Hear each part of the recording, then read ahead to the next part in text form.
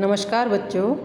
आज हम जो पाठ 16 है आपका चंद्रकांत देवताले, मैंने इसका आपको कवि परिचय और ये आपका कविता का परिचय आपको दिया था।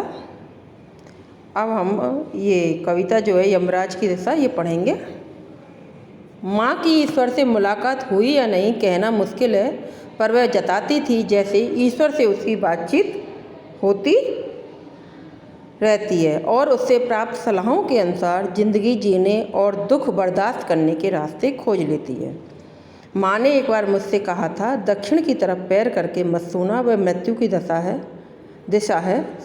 वह मृत्यु की दिशा है और यमराज को क्रुद्ध करना बुद्धिमानी की बात नहीं है। देखो, हमारी भारतीय जो समाज व्यवस्था है ना, वो आस्थावादी है ना। ईश्वर के प्रति, पुराणों के प्रति, अपनी जो पुरातन पंथी जो भी चली आ रही हैं समाज में, चाहे वो कुरीति मान लो चाहे वो अच्छाइयाँ मान लो, लेकिन ये जो बातें शुरू से बड़े बुजुर्ग जो कहते आए हैं, वो आज के ज़माने में भले ही कुरीति कह सकते हैं उनको, लेकिन वो कुरीति नहीं है, अच्छी रीतियाँ हैं। कुछ ऐसी रीतियाँ भी हैं जो जिनके ऊपर चलना समाज के लिए हितकर होता है। लेकिन आज की जो पीढ़ी है उसको वो नहीं मानती, वो रूढ़वादी परंपरा मान लेती है उसको। तो इसलिए यहाँ पर कवि कह रहा है कि जो समाज था हमारा, जो आस्थावादी समाज है, जो भारतीय समाज है, उसमें पुराणों के अनुसार, यानी जो हमारे पुराण हैं उनके अनुसार, ग्रंथों के अनुसार, उसमें एक मतलब प्रत्येक दिशा का, जैसे पूरब का तो सूर्य निकलता है, ऐसे है ना, पश्चिम में छिपता है ना, उत्तर का, दक्षिण का, तो ऐसे एक दिशा का एक देवता माना जाता है। उसी आस्था के अनुसार दक्षिण दिशा जो है वो यमराज की दिशा मानी जाती है कि यमराज रहते हैं उधर, और इसलिए उधर की साइड पैर करके भी सोना मना, ऐसा कहा जाता है। तो जो माँ थी, कवि कह रहा है कि माँ की याद करते हुए कवि कह रहा है यहाँ पर कि माँ की ईश्वर से कभी मुलाकात हुई या नहीं कहना मुश्किल है। यानी मैं नहीं जानता कि ईश्वर से वो मुलाकात करी थी उसने कभी या नहीं करी, लेकिन ये तो मैं नहीं कह सकता, मैं ये तो नहीं मान सकता, क्योंकि मुश्किल ये मेरे लिए। पर वह जताती थी, यानी वो ऐसा हमको विश्वास व्यक्त करती थी कि ईश्वर से उसकी बातचीत होती रहती है, यानी ईश्वर जो है उससे उनका माँ का साक्षात्कार होता रहता है।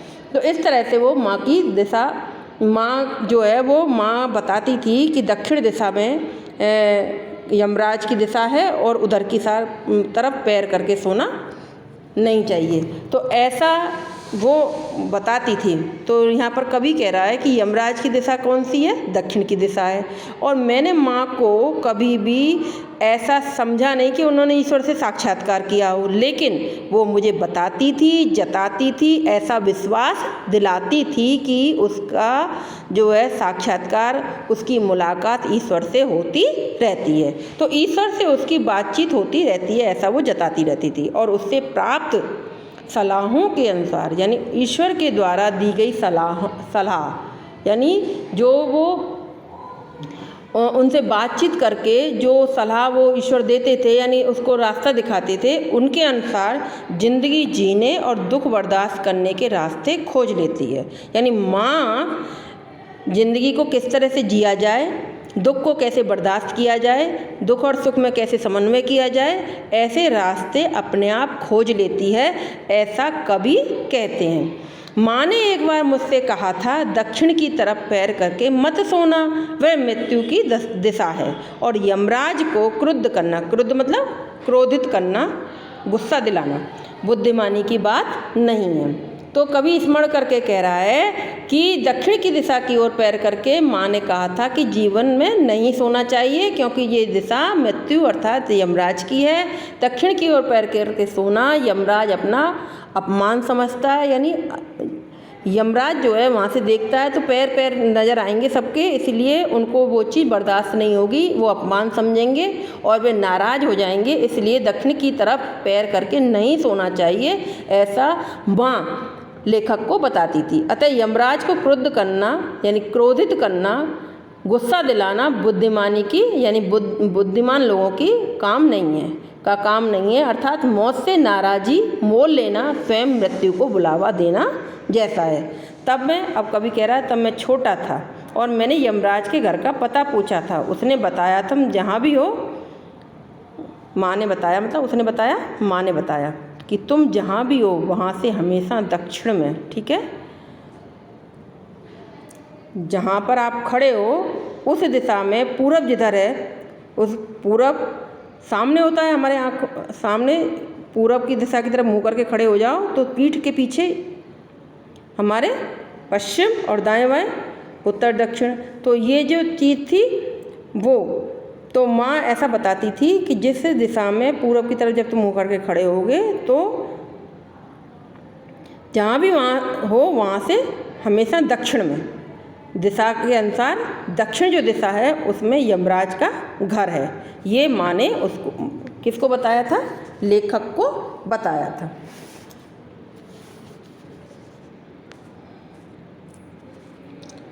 माँ की समझाइश के बाद, यानी माँ ने समझाया, सीख दी, माँ की समझाइश के बाद यानी माँ की सीख के बाद, समझाइश माने सीख, दक्षिण दिशा में पैर करके मैं कभी नहीं सोया। कभी कहता है कि जब माँ ने मुझे समझाया इस विषय में तब मैं काफ़ी छोटा था और फिर मैं यमराज के बारे में मुझे कुछ ज्ञान नहीं था, लेकिन जब माँ ने कहा कि जहाँ भी खड़े हो दक्षिण दिशा में यमराज का घर है, तो मैंने यमराज के घर का जब पता पूछा तो उन्होंने कह दिया कि यमराज का घर दक्षिण दिशा में है। तो कभी कहता है कि जब माँ ने समझाया तो दक्षिण की ओर पैर करके सोने में यमराज नाराज हो सकता है, तब से मैं दक्षिण दिशा की ओर पैर करके कभी नहीं सोया, कभी नहीं सोया, ठीक है। और इससे इतना फ़ायदा ज़रूर हुआ। क्या फ़ायदा हुआ उनको? कि जीवन में कभी भी मुझे मुश्किलों का सामना नहीं करना पड़ा। दक्षिण दिशा पहचानने में मुझे कभी मुश्किल का सामना नहीं करना पड़ा, यानी मैं दक्षिण दिशा को तुरंत ही पहचान लेता था। फिर कभी कह रहा है कि मैं दक्षिण में दूर दूर तक गया, दूर दूर तक गया मतलब दक्षिण दिशा में काफ़ी दूर दूर तक वह घूम आया है। कभी मैं दूर दूर तक गया और मुझे हमेशा माँ याद आई। दक्षिण को लांग लेना संभव नहीं था, होता छोड़ तक पहुँच पाना तो यमराज का घर देख लेता, पर आज जिधर भी पैर करके सो वहीं दक्षिण दिशा हो जाती है।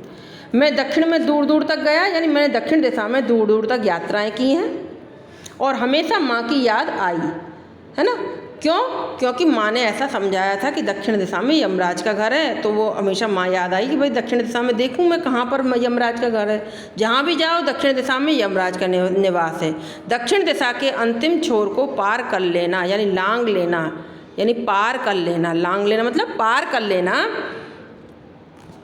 संभव नहीं था, क्योंकि यदि दक्षिण दिशा का छोर मिलता तो वह अंतिम छोर होता। यदि दक्षिण दिशा में कोई छोर होता तो वह अंतिम छोर होता, तो वह यमराज का घर देख लेता, परंतु ऐसा संभव नहीं है, क्योंकि जिधर भी जाओ दक्षिण दिशा तो बहुत लंबी है ना। कभी सोच विचार के साथ यहाँ पर फिर कह रहा है कि आज माँ का यह कथन जो है, जो कहा उसने, वो उचित नहीं लग रहा, पर आज जिधर भी जाओ, जिधर भी पैर करके सो वहीं दक्षिण दिशा हो जाती है। सभी दिशाओं में यमराज के आलीशान महल हैं और वे सभी में एक साथ अपनी दहकती आँखों सहित विराजते हैं। माँ अब नहीं है और यमराज की दिशा भी वह नहीं रही जो माँ जानती थी। कभी कह रहा है कि जो माँ जानती थी वो दिशा अब नहीं रही है ना, क्योंकि आज तो जिधर भी जाओ, जिधर भी पैर करके सो वही दिशा दक्षिण हो जाती है, यानी हर तरफ खतरा ही खतरा है। पहले तो ये लगता था कि दक्षिण की दिशा की तरफ अपन पैर करके सोएंगे तो यमराज नाराज हो जाएंगे और हमारी मृत्यु संभव है, लेकिन आज जो है, आज की परिस्थिति के अनुसार तो मृत्यु हर जगह है, ठीक है। क्यों? क्योंकि हर जगह मौत खड़ी है, इसलिए कभी कह रहा है कि हर दिशा दक्षिण की दिशा हो गई है।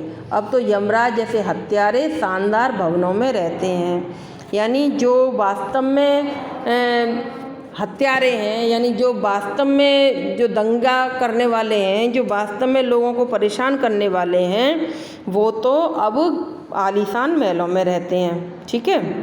और अब क्या कह रहा है, ये सभी दिशाओं में यमराज के आलीशान महल हैं, यानी आलीशान महल है, यानी सभी दिशाओं में जो आजकल कुकर्म करते हैं, गंदे लोग हैं, या जो दूसरों का हिस्सा खा जाते हैं, तो ये सब क्या है, बड़े बड़े आलीशान उन्होंने महल बनवा लिए हैं, शानदार महलों में रहते हैं और सभी स्थानों पर उनकी आग की तरह देखती हुई आँखें दिखाई पड़ती हैं। क्योंकि आजकल जो व्यक्ति हैं, किसके अंदर दानव बैठा हुआ है कुछ नहीं पता। कोई कहीं मर्डर कर रहा है, कहीं रेप कर रहा है, कहीं कोई किसी का सामान लूट रहा है, कहीं कोई चोरी कर रहा है, कोई डकैती डाल रहा है, कोई आतंकवादी बन रहा है। तो ऐसी स्थिति में अब क्या है, ये लोग हमारे बीच में ही आ गए हैं जिनको पहचानना बड़ा मुश्किल है।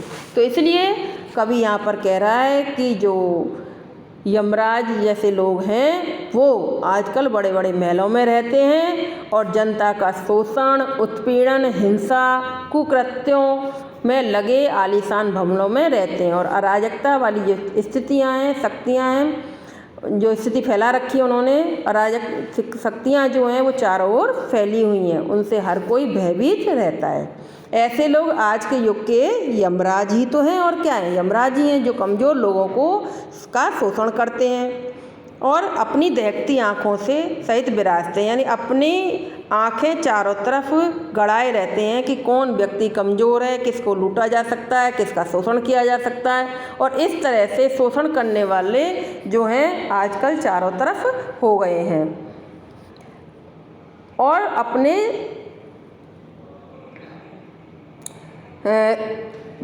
स्वार्थों के कारण लोगों को वो भरपूर लूट रहे हैं। तो अब कवि कह रहा है कि अब माँ तो नहीं रही है, लेकिन यमराज की दिशा भी वह नहीं रही है जो दक्षिण दिशा माँ बताती थी, जो माँ जानती थी, वह भी अब उसकी दिशा नहीं रह गई है। क्योंकि अब तो सभी दिशाओं में यमराज का निवास हो गया है और आज जो मानवीय मूल्य हैं और सामाजिक संवेदनाएं हैं वो बदल गई हैं, समय बदल गया है और शोषण, उत्पीड़न करने वाली शक्तियाँ किसी एक क्षेत्र या एक दिशा में सीमित ना रहकर, यानी एक दक्षिण दिशा में ही है ऐसा ना रहकर चारों दिशाओं में फैल गई हैं। इसलिए यमराज अब सब ओर रहने लगा है। जो माँ जानती थी कि सिर्फ दक्षिण में रहता है, आज वो ऐसी स्थिति नहीं है। अब तो चारों तरफ जो है लोगों को लूटने वाले, खसूटने वाले, परेशान करने वाले रहने लग गए हैं, हम लोगों में मिलकर रहने लग गए हैं जिनको पहचानना बड़ा मुश्किल है। तो इस तरह से ये आपका पाठ पूरा हुआ और अब इसके क्वेश्चन आंसर मैं आपको भेजूंगी, वो आप कर लेना। Thank you.